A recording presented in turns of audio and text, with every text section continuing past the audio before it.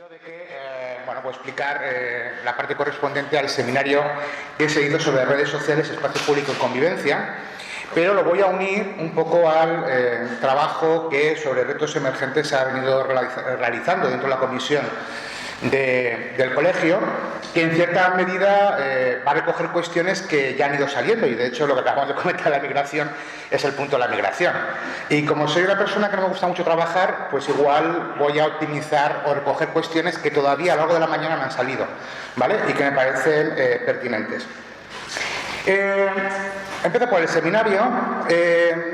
Se organizó un seminario en torno al cual durante 4 sesiones lo que queríamos recoger es una cuestión que yo creo que ahora mismo, vamos a utilizar el término, está de moda, ¿no? Que es todo lo que tiene que ver el ámbito de las redes sociales, las tensiones que se están produciendo en relación a este ámbito en el espacio público y sobre todo vinculado con la convivencia, ¿no? Entre diferentes opiniones, identidades, ideologías y los derechos humanos. Y el objetivo, o uno de los objetivos principales de este trabajo que hicimos durante esas semanas, era justamente sobre el papel ambivalente que tienen las redes sociales en las sociedades democráticas. Es decir, hasta qué cierto punto las redes sociales nacen con una promesa de libertad, comunicación, debate, y se han convertido justamente como espacios en donde los principios básicos de las sociedades democráticas se ponen en tensión cuando no son abiertamente cuestionadas, ¿no? Como es un espacio donde lo que observamos son dinámicas que se basan fundamentalmente en el enfrentamiento, en la crispación, en donde no solamente esta crispación o enfrentamiento vienen derivadas por lo que serían cuestiones de llevar más allá de lo razonable las diferentes políticas, sino cómo son estimulados por organizaciones políticas, pero también por las empresas, ¿no? Que están de alguna otra manera participando de estos espacios a la hora de adquirir una mayor visibilidad, una mayor relevancia. Y también el pensar que, bueno, qué parte tiene que ver de la pura dinámica de los encuentros o encontronazos en las redes sociales o qué parte forma parte de estrategias mucho más articuladas y conscientes de ello. Casi nada. Intentamos hacer una especie de ejercicio, decir, bueno, vamos a sentarnos y vamos a intentar todo esto cristalizarlo en cuestiones o aspectos más concretos, y para ello hicimos una división en 4, digamos como en 3 grandes apartados. La primera es que si vamos a hablar de las redes sociales, lo que vamos a necesitar es hacer una cartografía sociológica. Hablamos de las redes sociales cuando en realidad es un ámbito diverso, es un ámbito que además está mutando, está en un cambio continuo. De hecho, gran parte de los trabajos que abordan el tema de las redes sociales muchas veces se centran en 1 o 2, cuando en realidad el uso que se observa son aproximadamente de entre 10 y 15 redes sociales, o trabajos que no contemplan lo que ahora mismo son unos espacios súper dinámicos como los servicios de mensajería. Le hace WhatsApp, le hace Telegram. Por tanto, lo que hicimos fue una reflexión sobre, bueno, cuando hablamos de una red social, ¿de qué estamos hablando? Un poco también poner encima de la mesa la falacia de la diferencia entre la vida online y offline, como si fueran esos espacios independientes, cuando realmente están entreverados, y en cierta medida proyectos como el de Zuckerberg de Meta, justamente es intentar ir un paso mucho más allá, como una especie de cristalización de las mejores obras de ciencia ficción de Philip K. Dick, ¿no? También una reflexión sobre la dimensión social y política de las redes sociales y de las plataformas digitales, ¿no?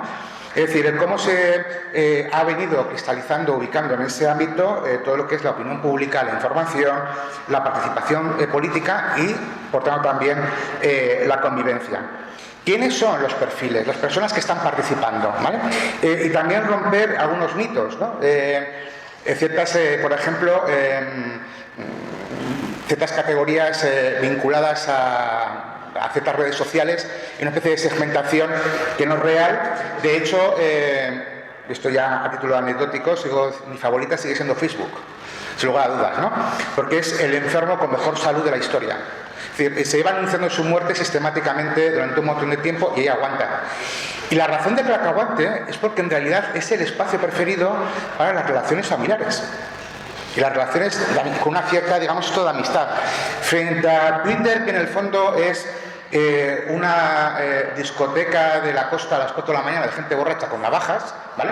Por tanto, el tipo de convivencia que ahí se puede realizar, pues ya podéis imaginar cuál es. En cambio, Facebook es más familiar. Por eso, el problema que ha tenido Zuckerberg a la hora de implementar un modelo que es como súper vanguardista, a un perfil de personas que en realidad es para estar en contacto con mi hijo, mi hija. Claro, ¿qué tipo de dinámicas se pueden crear ahí? Son tipos de dinámicas que son diferentes, ¿no? El tema de las brechas digitales, ¿no? Identificar las diferentes brechas existentes, pero ver también hasta qué cierto punto hay unas brechas que ya están consolidadas, por lo menos desde el punto de vista conceptual, pero hay otras que son emergentes y que esto tiene una serie de consecuencias a la hora de cómo desarrollar políticas públicas en contra de los discursos de odio, como vamos a ver al final, ¿no?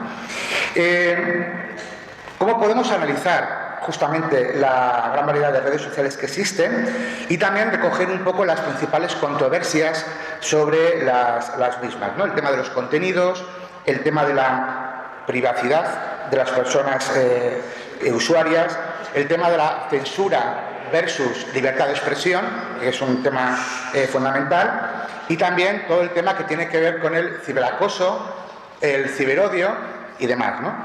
Con esto más o menos hicimos una especie de gran fotografía para identificar bien cuál era el espacio donde íbamos a movernos y el espacio para analizar.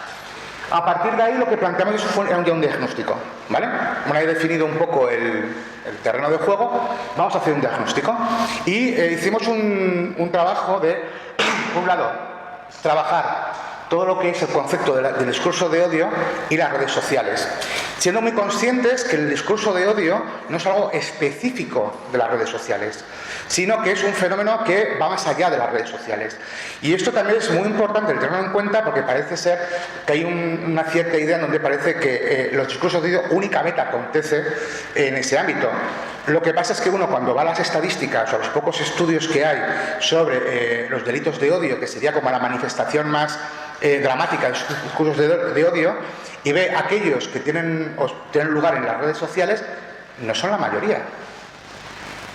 O sea, está produciendo, digamos, como una especie de inversión en la percepción, ¿no? Parece que todos los discursos de odio tienen lugar en redes sociales cuando tenemos que 3/4 partes de los discursos de odio que se denuncian no tienen lugar en las redes sociales. Tienen lugar en los espacios cotidianos de convivencia, tienen lugar en el espacio público de la calle, tienen lugar ¿no? en las relaciones cotidianas del cara a cara, ¿no? Claro, tenemos que definir qué es el discurso social, el discurso de odio, porque también en torno a este concepto existen como diferentes definiciones, aunque más o menos pueden coincidir, la idea de articular, digamos, discursos denigratorios, ofensivos hacia ciertos colectivos. El saber diferenciar conceptualmente que no es lo mismo discurso de odio, bueno, que no es lo mismo odio que discurso de odio, que delito de odio, porque muchas veces se está confundiendo un sentimiento puramente humano como odiar, ¿vale? Y aquí podemos muchos ejemplos que no voy a entrar aquí, básicamente porque me están grabando.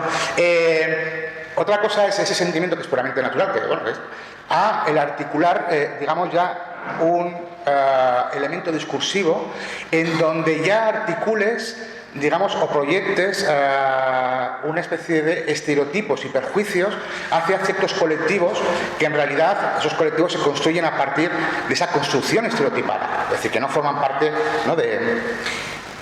El discurso de odio, los delitos de odio sería ya la encarnación, digamos, ya sería ya la comisión de delitos guiados o inspirados justamente en ese imaginario que se ha construido a través del discurso de odio. Conceptualmente hay que diferenciarlos. De hecho, los delitos de odio cambian según la legislación de los países, ¿vale? No vamos... y creo que también esto es interesante de considerarlo, pero existe una continuidad.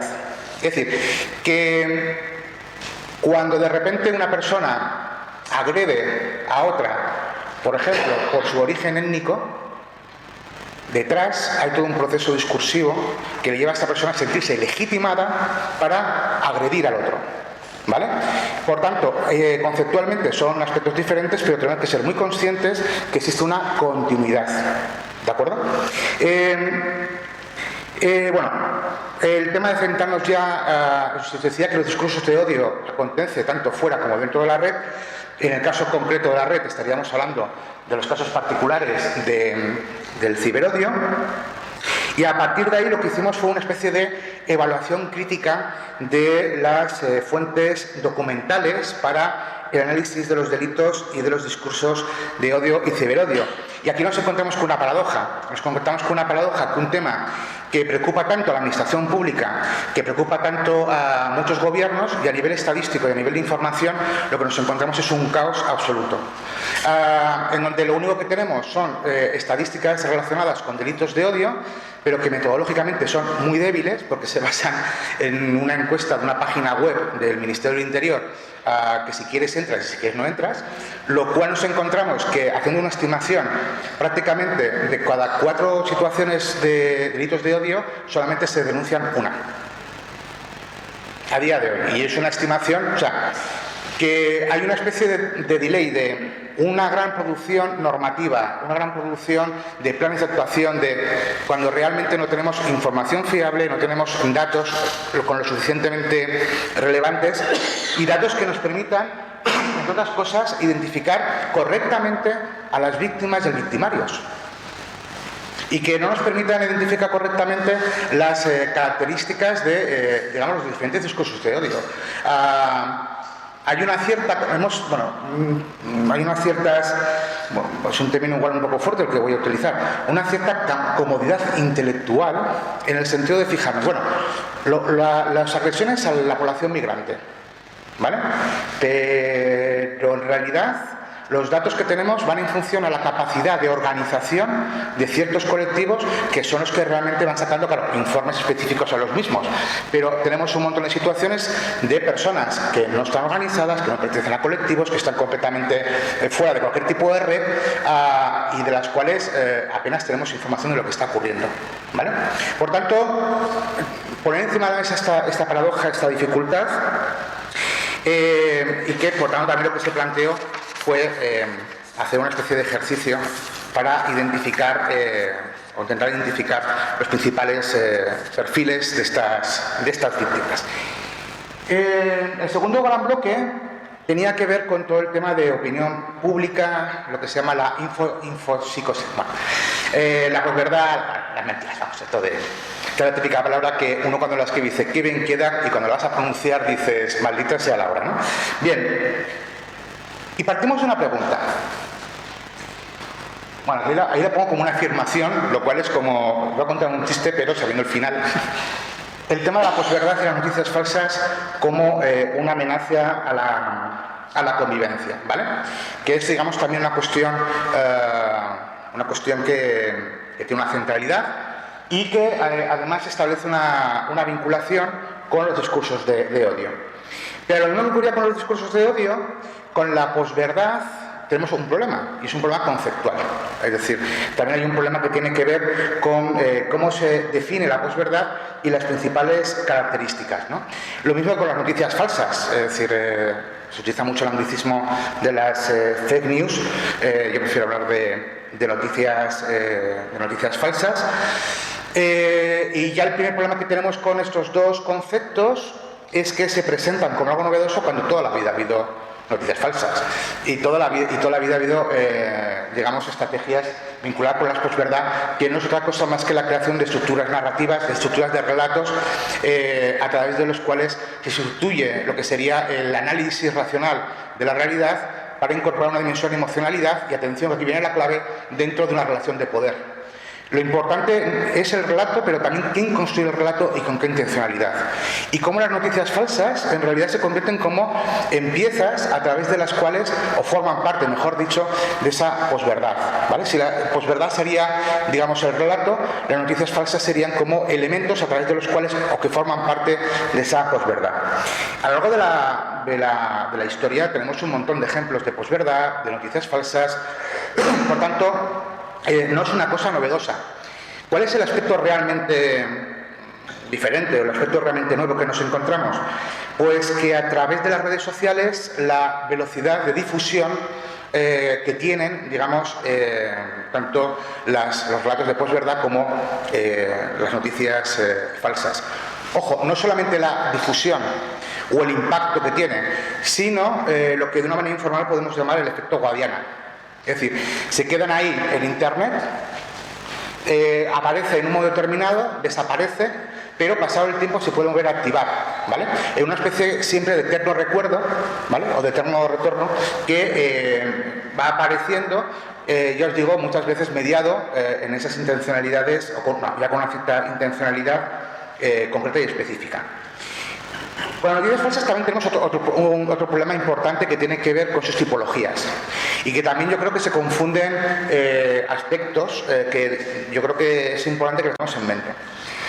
No es lo mismo una noticia, que yo lance una noticia falsa con una intencionalidad específica de hacer daño, que una noticia falsa que puede surgir de un error. Es decir, yo puedo colgar algo en la red por un error que da un esto de noticia falsa, y claro, ahí no hay una intencionalidad, no hay, digamos, una cuestión que tiene que ver con una búsqueda de imponer un discurso o por ejemplo, los programas de parodia.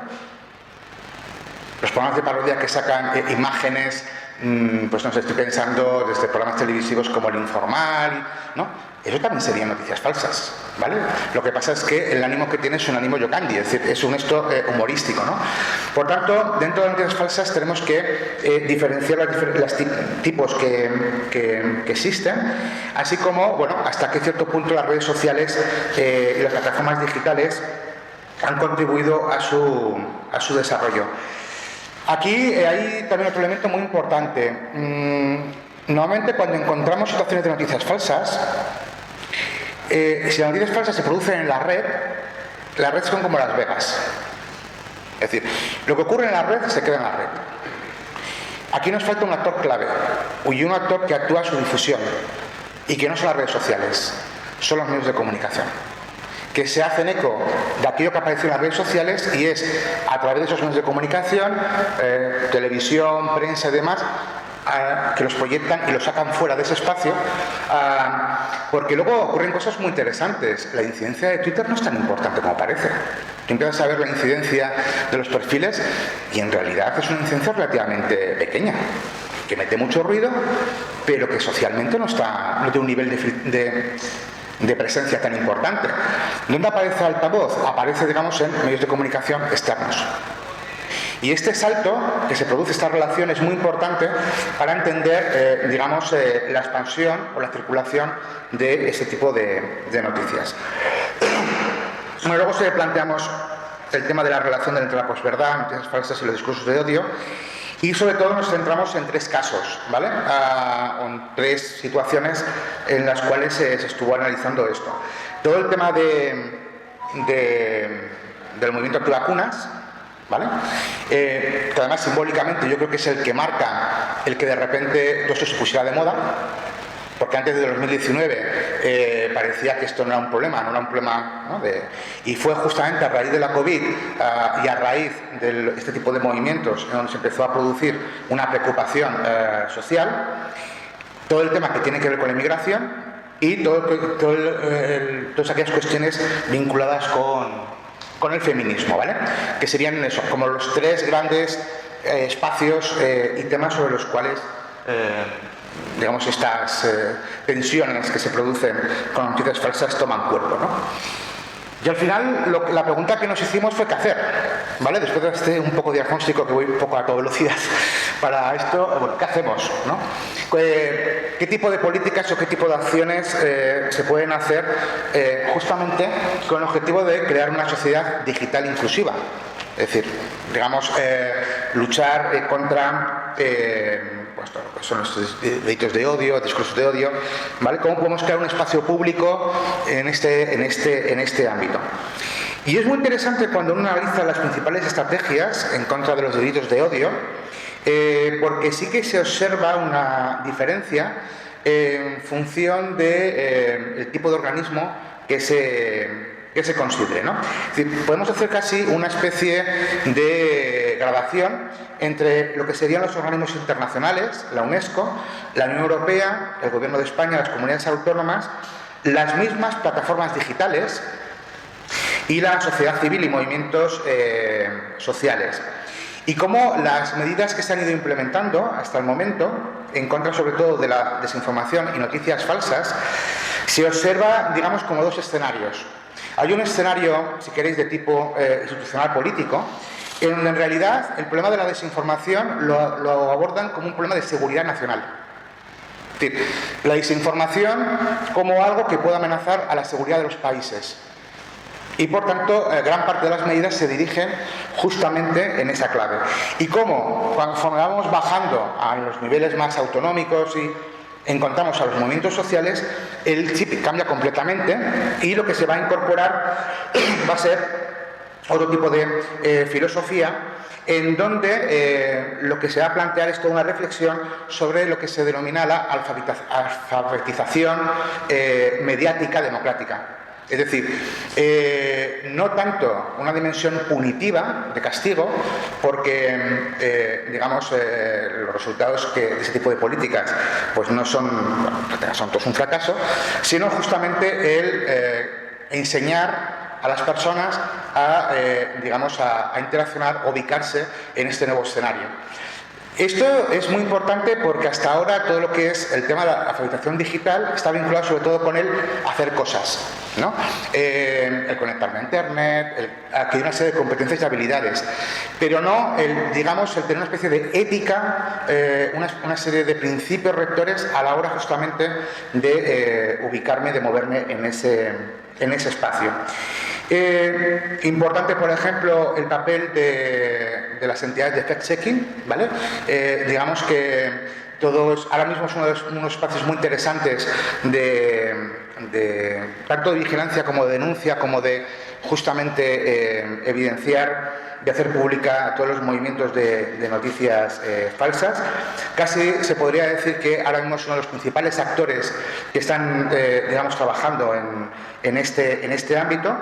Y, bueno, frente a otro tipo de medidas pues que no están terminando de funcionar. Todo lo que son regulación de contenidos, todo lo que son regulación de los vectores de desinformación, la regulación del ecosistema digital y de las redes sociales, eso en un principio no se ve que, ¿no? Y me pongo el último ejemplo del señor Musk, Elon Musk, Eli para los amigos. Cuando entró como Rocío Jurado, ¿no?, en la sede de Twitter. Oye, ¿a quién fue de los primeros que echó? Bueno, en realidad, ¿a quién fue quien no echó? Igual acabamos antes, ¿no? Bien. Pero una de las primeras áreas que expulsó de Twitter fue justamente a las personas responsables de regulación de los contenidos. Y a continuación teníamos a toda la caverna trumpiana diciendo qué bien, viva la libertad de expresión. Si esperamos que las empresas, porque son empresas, que es una cosa a veces también que nos olvidamos, las redes sociales pertenecen a empresas con intereses, ¿no? El caso, por ejemplo, de las empresas que dijeron, pues igual no salimos de... No, un rollo democrático, es que a ver si vamos a construir una mala imagen de marca que nos va a afectar a nuestros productos. Es que estamos en ese ámbito, ¿no? Claro, el tipo de regulaciones que se puede esperar de ese espacio son un tipo de regulaciones mediadas por los intereses como entidades privadas que son, y esto hay que recordarlo. Por tanto, todas las medidas que tienen que ver con el autocontrol, con la autorregulación, pues no están funcionando. Entonces, en cambio, todo lo que tiene que ver con el ámbito de la educación mediática, con todo lo que tiene que ver con los movimientos ciudadanos, ya digo, el caso del fact-checking me parece súper interesante. yo creo que por ahí es un espacio que nos permite ya, digamos, una sociedad digital inclusiva, siendo muy conscientes que las redes sociales, como la vida, va a estar llena de gente que va a odiar. Lo que tenemos que saber es cómo neutralizarla, justamente para que su odio no acabe rompiendo las sociedades democráticas, que creo que están en este momento en una situación un pelín delicada, ¿vale? Y bueno, no sé si me dejó algo, algunas personas que estuvieron en el seminario, no sé si me dejó más o menos una especie como de tour de force corriendo, de síntesis, ¿vale? De la misma. Yo creo que más o menos, ¿vale?